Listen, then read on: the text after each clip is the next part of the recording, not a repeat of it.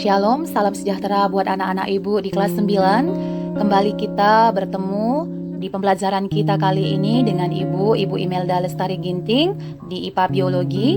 Adapun pada pertemuan yang ketiga yang kita bahas pada hari ini itu adalah lanjutan dari sistem reproduksi manusia, yaitu proses fertilisasi ataupun proses pembuahan. Nah, akan kita bahas anak-anak ibu itu mengenai proses fertilisasi ataupun proses pembuahan. Nah, ketika ovum telah matang, ovum itu dikeluarkan dari ovarium menuju uterus. Proses pelepasan ovum dari ovarium ini disebut prosesnya adalah ovulasi. Nah, jadi ovulasi adalah proses pelepasan ovum dari ovarium. Dalam perjalanannya ke uterus atau ke rahim, jika ovum bertemu dengan sel sperma di tuba Fallopi ataupun saluran telur, ovum akan dibuahi oleh sperma. Proses pembuahan ovum oleh sel sperma ini disebut fertilisasi. Nah, jadi anak-anak, jika nanti ditanyakan apa yang dimaksud dengan fertilisasi adalah proses pembuahan ovum oleh sel sperma.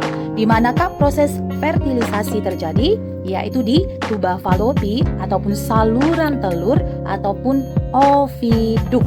Nah, ini kamu ingat ya pelajaran di pertemuan yang ke-1 dan ke-2. Masing-masing kita sudah bahas mengenai alat reproduksi pria dan alat reproduksi pada wanita. Nah, kita lanjut.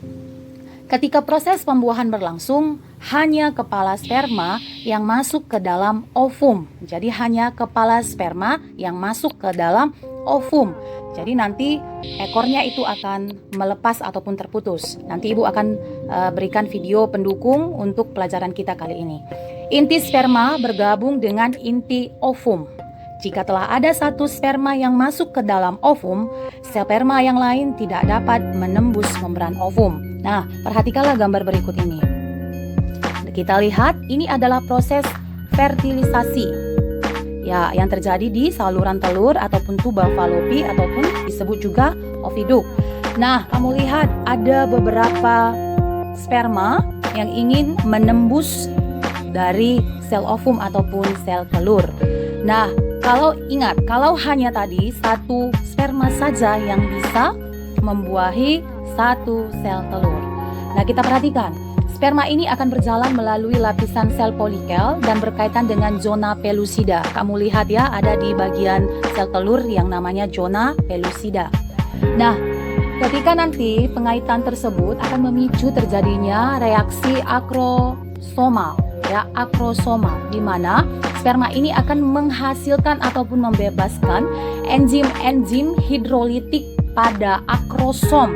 Ada akrosom pada sperma, itu dia menuju zona pellucida. Kamu bisa perhatikan pada gambar kita, yang mana akrosom, yang mana zona pellucida pada ovum. Enzim hidrolitik yang dibebaskan tadi akan mencerna zona pellucida dan membuat lubang yang memungkinkan sperma dapat mencapai membran sel ovum. Protein khusus pada membran sel sperma ini akan berkaitan dengan reseptor pada membran sel ovum, sehingga kedua membran ini akan menyatu. Nah, jadi membran pada sel si sperma dan sel ovum akan menyatu. Setelah terjadi penyatuan antara membran sperma dan ovum, butiran kortikil pada ovum, nah ada nanti di situ kita perhatikan, akan menyatu dengan membran ovum dan membebaskan enzim makromolekul lain yang mengeraskan zona pellucida untuk menghalangi sperma lain itu untuk membuahi ovum. Nah, jadi ingat, karena tadi sudah ada sebuah sel sperma yang masuk ke dalam sel ovum, maka zona pellucida itu akan mengeras dan menghalangi sel sperma yang lain untuk masuk. Sehingga hanya satu buah sel sperma lah yang bisa membuahi satu sel ovum pada umumnya. Kita perhatikan, ada inti telur, ada inti sperma. Berarti ketika sudah terjadi proses fertilisasi, yaitu pembuahan yang akan menghasilkan zigot, di mana nanti si ovum dibuahi oleh sperma. Nah, kita lihat dulu anak-anak fungsi fertilisasi itu apa? Yang pertama, kita lihat mengaktifasi sel telur ataupun ovum untuk memulai proses perkembangan. Yang kedua, kita lihat menurunkan materi genetik dari jantan dan betina ke anak atau turunannya. Jadi nanti genetik kita itu adalah setengah atau 50% dari ayah kita dan setengah atau 50% dari ibu kita. Jadi nanti materi genetik inilah yang akan diturunkan melalui proses fertilisasi. Selanjutnya, fungsinya adalah membuat jumlah kromosom dari haploid menjadi diploid. Nah, haploid ini ataupun disebut N, inilah nanti yang setengah dari ayah, setengah dari ibu, menjadi diploid ataupun 2N. Jadi N tambah N, maka menjadi 2N. Haploid itu adalah N, diploid itu adalah 2N. Nah, kemudian fungsinya juga adalah menentukan jenis kelamin anak ya. Jadi nanti dalam proses fertilisasi di dalam kandungan sekitar usia 3-4 bulan, ya ada umumnya 4-5 bulan ya, sudah bisa dilihat itu jenis kelamin dalam kandungan. Nanti kita lihat ada video yang berhubungan dengan fertilisasi. Apa saja yang diperlukan dalam proses fertilisasi? Kita perhatikan ya anak-anak. Beberapa hal yang diperlukan di dalam proses fertilisasi adalah tentunya sel telur ataupun ovum, sel sperma, kemudian tuba falopi dan rahim ataupun uterus. Keempat ini harus ada untuk terjadinya proses fertilisasi. Fertilisasi hanya bisa terjadi jika sel telur dan sel sperma dari spesies yang sama bertemu. Jadi contohnya, sel telur manusia hanya akan bisa dibuahi oleh sel sperma manusia. Hal yang sama berlaku pada makhluk hidup yang lainnya. Nah, bagaimana pertumbuhan dan perkembangan embrio? Nah, sudah terjadi proses fertilisasi, maka akan menghasilkan sebuah yang namanya zigot. Hasil pembuahan ovum oleh sel sperma disebut zigot. Zigot terus bergerak dari saluran telur menuju uterus ataupun rahim. Selama pergerakannya menuju uterus, zigot membelah terus-menerus secara mitosis, membentuk kumpulan sel yang disebut embrio.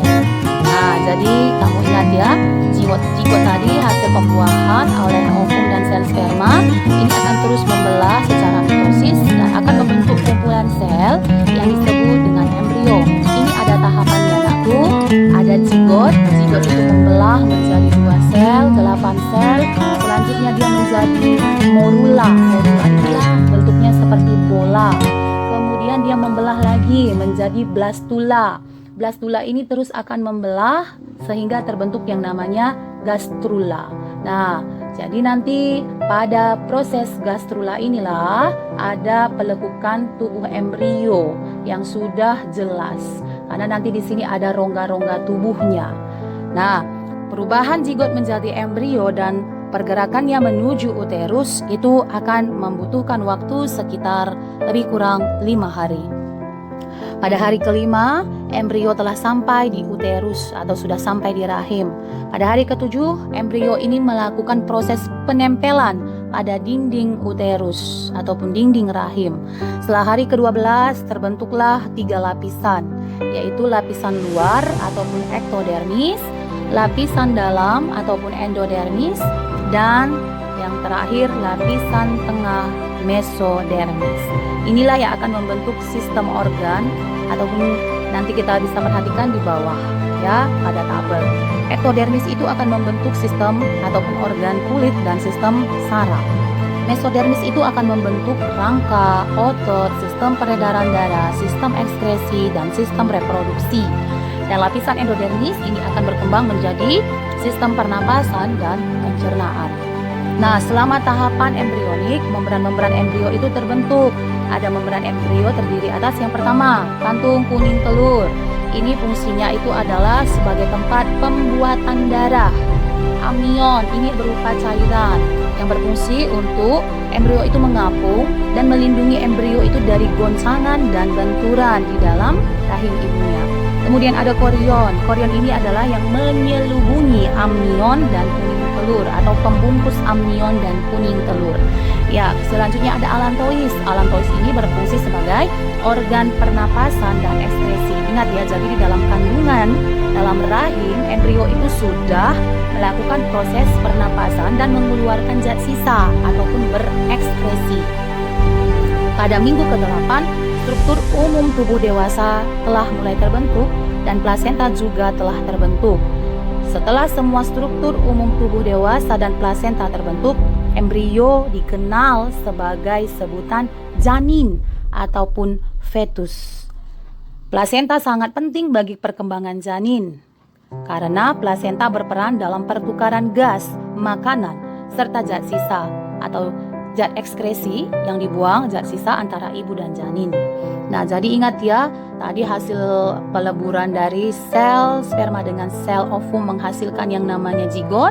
Zigot ini akan berkembang menjadi embrio. Pada minggu ke-8 embrio ini sudah membentuk tubuh dewasa, struktur tubuh dewasa, dan ini sudah disebutlah namanya sebagai janin ataupun fetus. Nah, ini adalah gambar perkembangan janin tadi dengan bagian-bagiannya. Mana dinding uterus, mana plasenta tadi yang berfungsi sebagai pemberi zat makanan, oksigen, dan pertukaran zat sisa antara ibu dan janin. Kemudian yang mana membran korion yang membungkus.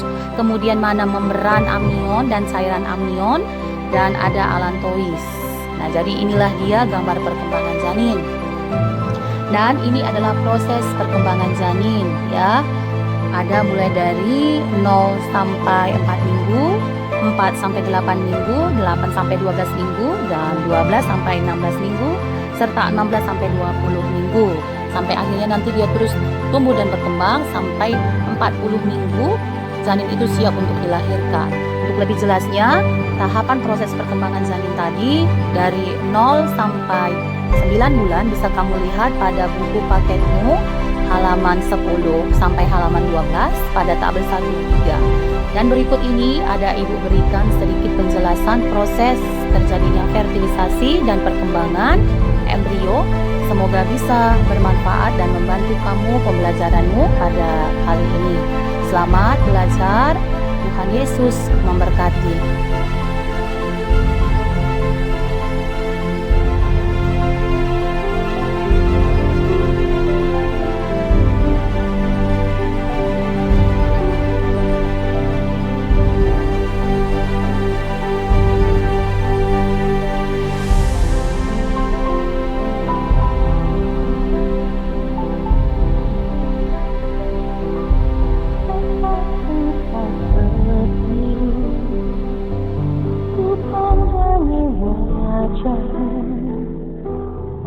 Masih ingin ku mendekatmu, masih ingin ku menciummu, tak pernah sadari waktu cepat berlalu. Kini engkau menjadi dekat, kini engkaulah harapan.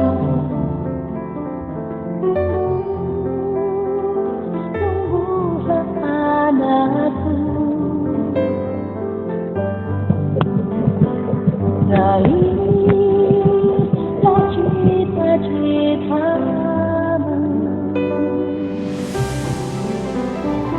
jangan pernah engkau ragu. Sayang, Tuhanku selalu bersamamu, membuat aman hidupmu.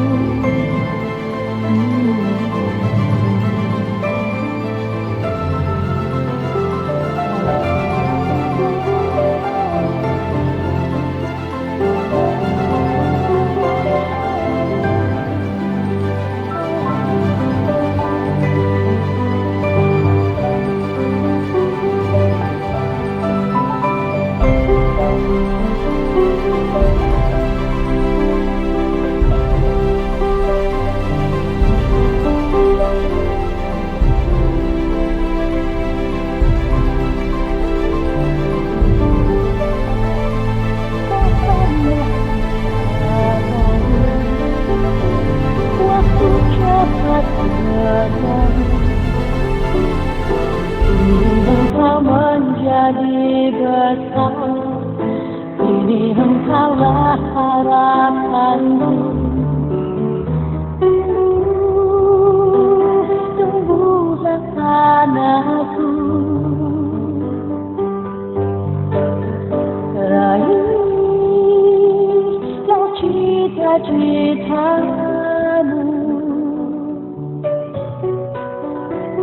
Jangan pernah engkau ragu, sayang, aku selalu bersamamu, membuat aman di hidupmu. Tumbuhlah anakku, raihlah cita-citamu.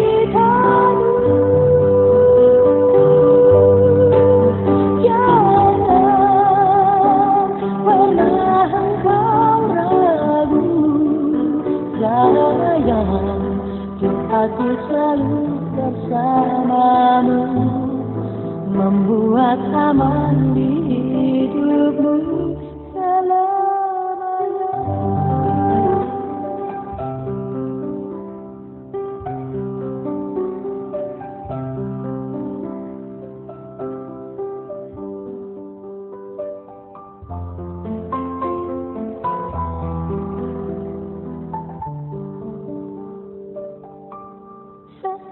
Engkau tertidur, ku pandangi wajahmu, masih ingin ku mendekatmu, masih ingin ku menciummu. Tak pernah ku sadari, waktu cepat berlalu. Kini engkau menjadi dekat, kini engkaulah harapanku. Tumbuhlah anakku, raihlah cita-citamu.